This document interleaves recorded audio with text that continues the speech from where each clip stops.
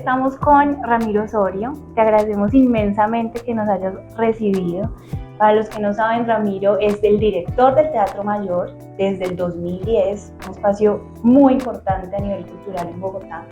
Pero pues por no decir más, Ramiro fue el primer ministro de Cultura que tuvo Colombia, ha trabajado muchos años en la gestión cultural, tanto en Colombia como en México, en otros países, en España. Entonces, te agradecemos inmensamente. Nada, al contrario, un gran gusto estar aquí en esta entrevista, esta maravillosa revista que es DC. Gracias. Yo quisiera preguntarte cómo describes tú ese papel del Teatro Mayor. Bueno, primero, este es un espacio público que pertenece a la alcaldía y que se administra y se gestiona a través de un modelo público-privado en el marco de la corresponsabilidad. Eso ya es un paso absolutamente importantísimo. Es la única institución de las artes escénicas en este país que ha logrado crear un convenio de asociación público-privado que haya sido sostenible.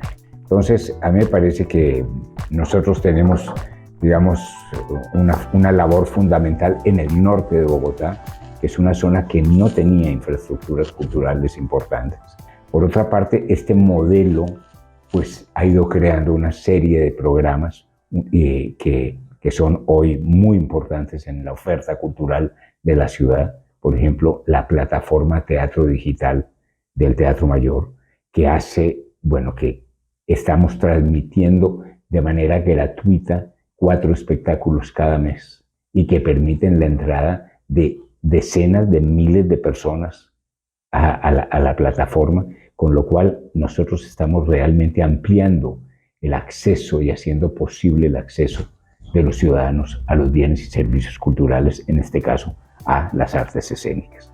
Tenemos una programación que hace posible que lo mejor de la cultura del mundo dialogue con las culturas de Colombia. Y esto es importantísimo, porque esto es una casa que permite ir construyendo una sociedad más generosa, más permisiva, más abierta, porque pues tiene contacto con el mundo, con lo que pasa en el mundo. Y yo creo que esa es una función que este teatro está cumpliendo de manera sobresaliente. Para que tengas una idea de qué significa la oferta de este teatro, este año haremos 105 espectáculos diferentes, de todos los lenguajes, 158 funciones. Esperamos unas 150,000 personas presencialmente, más los niños de 100,000 niños al mayor, el público de otras actividades, porque en este teatro, como hoy, por ejemplo, hay grados de universidades, etcétera, etcétera, y estamos esperando, haremos 52 transmisiones de teatro digital, 52 espectáculos diferentes, y estamos esperando 11 millones de personas entre el público digital y el público presencial en el Teatro Mayor en 2024. ¿Hay algún evento, proyecto, algo que a ti te haya marcado significativamente en todos estos años de gestión, Ramiro, que pronto... Mira, muchos. Tú te imaginas, yo no me acuerdo el número exacto de funciones que hemos hecho, pero yo creo que el año pasado íbamos por 1,200 y pico de funciones que esta casa ha hecho, ¿sí? Y íbamos por más de 30,000 artistas de 65 países. Imagínense lo que significa esta cantidad de experiencias, pero bueno, yo recuerdo algunas que son especialmente conmovedoras. Cuando en el gobierno del presidente Santos se renovaron las relaciones, se restablecieron las relaciones diplomáticas con Venezuela, yo le propuse a la ministra de Cultura, a Mariana Garcés, y a la canciller, a María Ángela Holguín, que hiciéramos un gran concierto para, digamos, darle la mayor dimensión cultural, política y todo a un acontecimiento tan importante de esta naturaleza. Vino la Orquesta Sinfónica Simón Bolívar de Venezuela, bajo la dirección de Gustavo Dudamel, con músicos de 6 orquestas colombianas y coro. Yo no recuerdo haber escuchado en mi vida un himno nacional de Colombia más conmovedor que ese. Eso, por ejemplo, es una cosa imborrable, ¿no? Un día, en agosto de 2010, nosotros inauguramos el teatro el 26 de mayo, vino la primera orquesta internacional, la Divan Orquesta, que es esa orquesta que dirige el maestro Barenboim, que está compuesta por la mitad judíos y la mitad árabes, la mitad palestinos y otros. Es una orquesta, bueno, primero de una gran calidad, pero además una apuesta por la convivencia, por la tolerancia, por el diálogo intercultural. Y el maestro Barenboim le gustó muchísimo el teatro. Acabamos de abrir, ¿no? Y él empezó a preguntarnos de todo, que quién nos había hecho la acústica, etcétera, etcétera. Y fue recorriendo el teatro y la orquesta tocaba y él daba órdenes desde el primero o segundo piso, lento, fuerte, piano, y al final me dice, ¿sabe una cosa? En este teatro no se puede mentir. O sea, eso quiere decir la acústica es perfecta. ¿Sí? Y se volvió el embajador de este. De ahí en adelante nos empezaron a llamar cantidad de personajes importantísimos. Queremos ir al Teatro Mayor. Una vez, Misha Maisky, el gran violonchelista, que ha venido 2 o 3 veces aquí al teatro, vino y nosotros en los camerinos tenemos, como todas las paredes de este teatro, internas están llenas de carteles, de espectáculos que hemos hecho y tal. Y entonces va mirando Misha Maisky los carteles y dice, oye, ya vinimos todos, ¿no? Que viniendo de un personaje como Misha Maisky es como el reconocimiento más impresionante de lo que hemos logrado hacer en esta casa. Ahorita iniciando la entrevista, te preguntaba cómo fue el inicio del año para el Teatro Mayor. Mira, ha sido muy interesante porque nosotros estamos tratando de ir cada vez consolidando más nuestras audiencias, ampliando más nuestras audiencias, conociendo a fondo las zonas de nuestra influencia más concreta, Usaquén y Suba. Entonces, el año ha comenzado de manera que vamos viendo que estas apuestas que hemos hecho de construcción de audiencias, de acercarnos y de conocer mejor nuestros públicos y de interpretar una ciudad como es Bogotá. Porque ¿cómo es Bogotá? Bogotá es una ciudad que la habitan y la construyen ciudadanos de todo Colombia. Razón por la cual este teatro ha tratado, entendiendo esta singularidad, que su programación refleje lo que es la cultura colombiana. Por eso aquí lanzamos los festivales más importantes que se hacen fuera de Bogotá, el Vallenato, la Cumbia, el Petronio Álvarez, el Mono Núñez, etcétera, etcétera, ¿sí? Para que todas esas comunidades de todas esas regiones que están en Bogotá tengan ese referente de identidad cultural. Pero lo que vemos es, el inicio de año lo vemos como un arranque también de recuperación de las audiencias, ¿no? Porque hasta 2023 no habíamos recuperado el público que tuvimos en 2019. Tenían antes de pandemia. Exactamente. Okay. ¿Tú dirías que la programación y los programas específicos que tiene el Teatro Mayor terminan siendo para un público muy especializado, más formado? ¿O cómo lo describirías es tú un público, desde la programación del Teatro Mayor es para todos los públicos. Porque nosotros partimos que al final son los derechos de los ciudadanos, ¿no? Que son derechos de 2 naturalezas, de la cultura y a la cultura. ¿Y cuáles son los derechos de la cultura? Los que tenemos como colombianos a nuestros saberes, a nuestras herencias culturales, ¿no? ¿Sí? A nuestras manifestaciones de la cultura regionales, municipales, etcétera, ¿sí? ¿Cómo hacemos para que una ciudad de 9 millones de personas no se pierda eso, no se desdibuje? Esa es la programación, esa es la apuesta de la programación del Teatro Mayor. Bueno, ahorita hablábamos de cómo fue el inicio de año. Yo quisiera preguntarte por las apuestas de este 2024 del Teatro Mayor. La primera apuesta es cómo nosotros partimos de algo que quizá es la característica de esta casa. Nosotros no nos interesa hacer funciones, a nosotros nos interesa hacer acontecimientos de vida. Y por eso trabajamos para que todas las condiciones que se dan en las salas y en el centro cultural sean óptimas. Nosotros tenemos hoy, para decir algo, el mejor equipo de sonido de América Latina. Conseguimos una donación el año pasado y compramos un equipo que costó $1 millón. El equipo que teníamos lo hemos donado al Teatro de la Media Torta. Entonces, esto es por dar un ejemplo. O sea, la calidad es una marca de este teatro.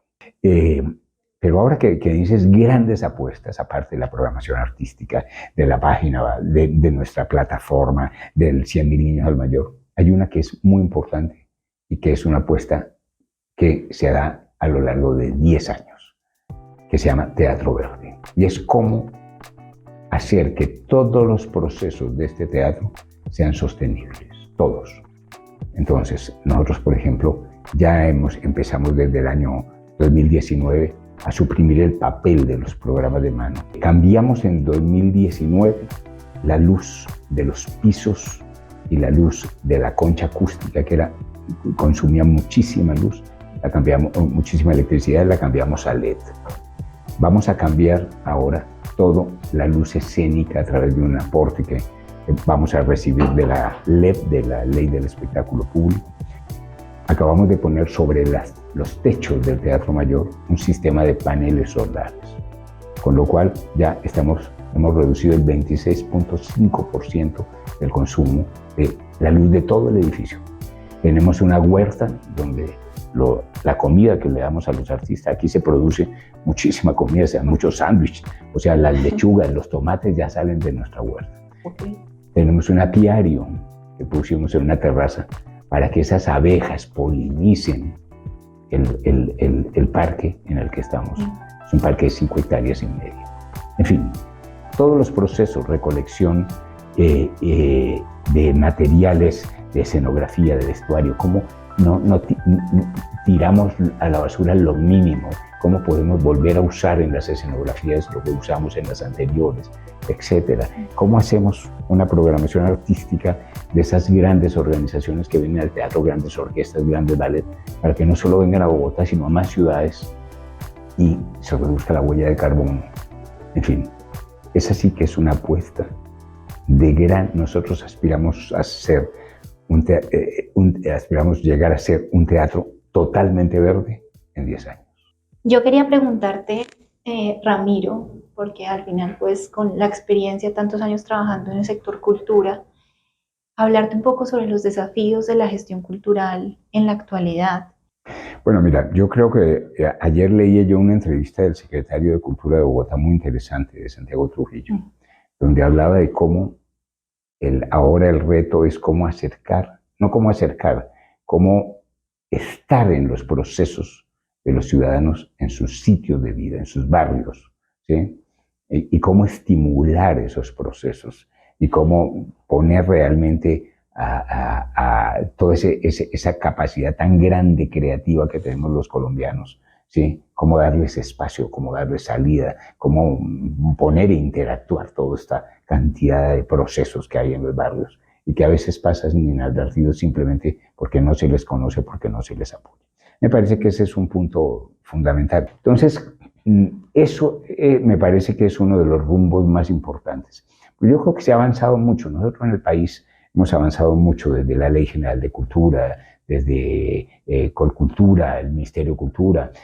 A mí me tocó, pues, como director general de Colcultura, en el Plan de Cultura 92-94, crear todo el programa de estímulos, las salas concertadas, todo el sistema de participación, los consejos municipales, distritales, nacionales de cultura, etc.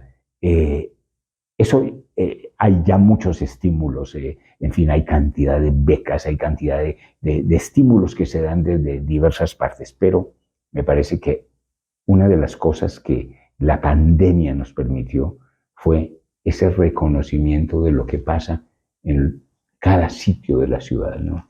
Y entonces me parece que por ahí va un camino que es muy importante, ¿no? Y que de verdad es cómo desarrollar los derechos culturales hasta el lugar más cercano de los ciudadanos. La programación del Teatro Mayor tiene un gran componente internacional y nacional, ¿no? Claro. Yo quería preguntarte de eso, ¿cómo esta unión, estas alianzas, estos proyectos que vienen de otras ciudades o incluso de otros países alimentan o nutren a nivel cultural en la ciudad?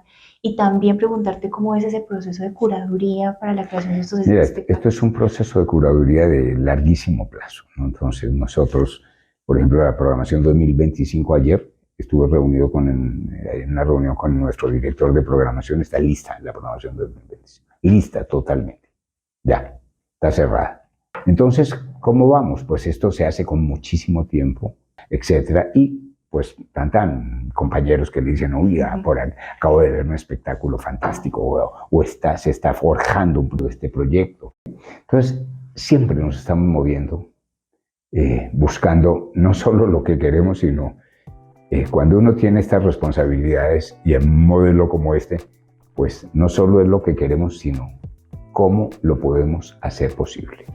Bueno, y ya para ir terminando, ya ahorita hablamos un poquito de cuáles creías que eran los retos en la gestión cultural, pero ya después de tantos años de trabajo, digamos, en este sector, Ramiro, yo quería preguntarte cuál crees que sería un buen consejo, una buena palabra para estas personas que están iniciando en el mundo de la gestión cultural en Colombia.